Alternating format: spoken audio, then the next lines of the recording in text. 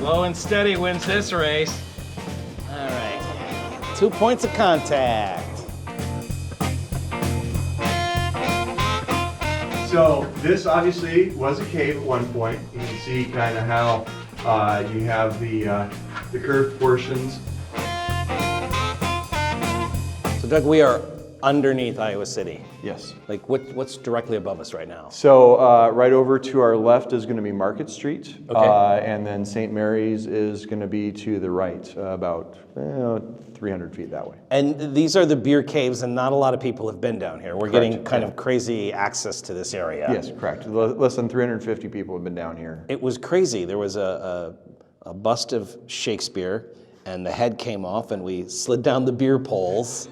And I was expecting a costume change, but that didn't happen. Actually, we descended down what's known here in Iowa City as the Ladder of Death. Yes. I'm gonna just a tip.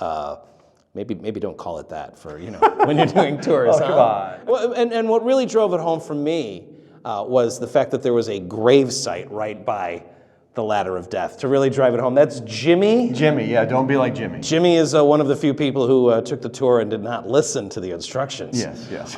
So we've descended down the Ladder of Death. We are in this beer cave. When would this have been used? So this is 1856 is when this was originally first made, and this is the fermentation cellar. They would have had huge cypress fermentation tanks. They would have been a little bit off-kiltered so that the silcocks would have all been in the middle, and then they'd be able to drain the beer out of the fermentation tank and then into the lagering room. And I'm sure you can tell by looking at it, this is not a naturally occurring cave. This is, again, something that they had to make by hand. Correct, yeah. This was all kind of called cut and cover, where they would hand dig, no pneumatics, no hydraulics, all the way down to bedrock, and then they would have just started laying the bricks up. They would have gotten to a certain point, and then they would have done a actual wooden framework to be able to hold the arch. They would have filled in all of the bricks. We figure that above us is about 3 bricks thick, and then they would fill the sides in with sand for insulation, and these caves are 55 degrees year-round. So it's always 55 degrees. Yep. If it's 10 below up there or 110, it's always 55 Always degrees 55, down here, yep. which is perfect for beer. Yeah. So they would have still had to brought in ice from the ice house, but it's a lot easier getting it chilled down to 33 degrees if it's 55 than if it's 100. This was built 170 years ago. Yes. And it's still standing. Yes. What does that say about the work? How did they know to make something this cool? Well, I mean, this building techniques goes back to the Roman times. Wow. So, but they just, all the bricks would have been made up in Goosetown at Happy Hollow Park. It was uphill, so the horses had a really nice, easy job bringing all those bricks downhill. They'd have been made by hand, 3 bricks at a time. And you think about how many millions of bricks would have taken to build this one brewery, and we had 3 in the block. What is this rusty thing here? This thing is an ammonia chiller. This would have been done much later.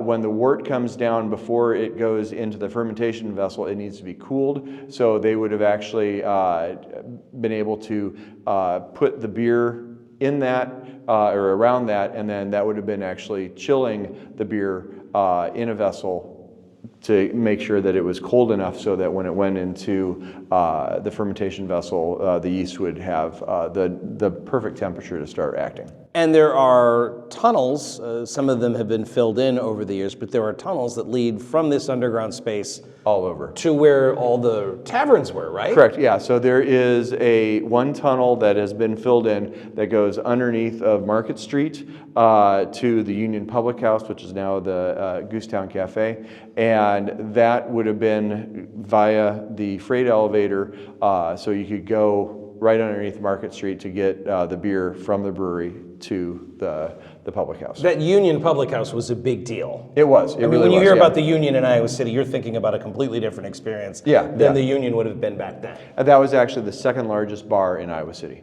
What was the first? There was one downtown, kind of where the Sheraton is currently, and that was actually for a little while the largest bar west of the Mississippi. Wow. Yeah. For a second there, I thought you were going to say Dave and Buster's, but that wouldn't make any sense whatsoever. Not so much. So there down here working, what kind of hours do you think they're putting in? They would have been down here probably 10 hours a day, 5 to 6 days a week. I mean, because they were really hard workers. Hard workers, but there were some benefits. Yes, everybody got to take home a free bucket of beer at the end of a shift. You're not joking, a bucket of beer. A bucket of beer, Not yeah. like it's served today. No, A no. literal bucket full of beer. Yeah, because at this point, there were no bottles. It was, if you wanted it, it was either done draft at a bar, or if you took it home, it was in a bucket. Wow. And then during the course of the day, you'd have a young gentleman come around and he would have little buckets so that the workers would be able to keep their vessels wet. So that was a guy's job, to just Yes. go around with buckets of beer and make sure everybody was Hydrated. hydrated. Yes. With the beer that they were making here underneath Iowa City. Of course, yeah. That seems like a cool job. That would be a pretty good job, yeah. How would they have illuminated this space? So those nooks back there are going to be where they would have had candles, because this was even before they had oil lamps. So it had just been candles down here, so it would have been very, very dark. I'm blown away by this incredible piece of Iowa brewing history that's been here this whole time. Yeah, and nobody knows about it. Nobody knows about it. Yeah. But they're about to. Yes. Man, oh man.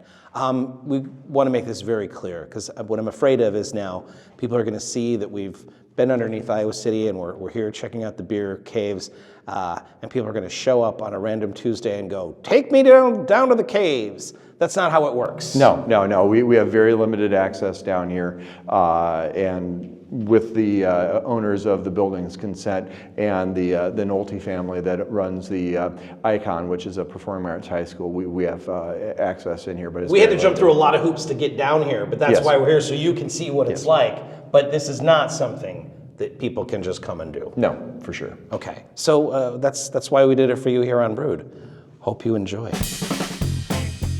This would have been the lagering room. They would have filled the kegs out there. They would have actually floated the barrels down this little river Get out. to the loading or the elevator to be able to take it up and ready to go. So the barrels are full of beer, and they figured out, well, it would just be smarter to float them down a little canal that we make underground. Yes. That is crazy.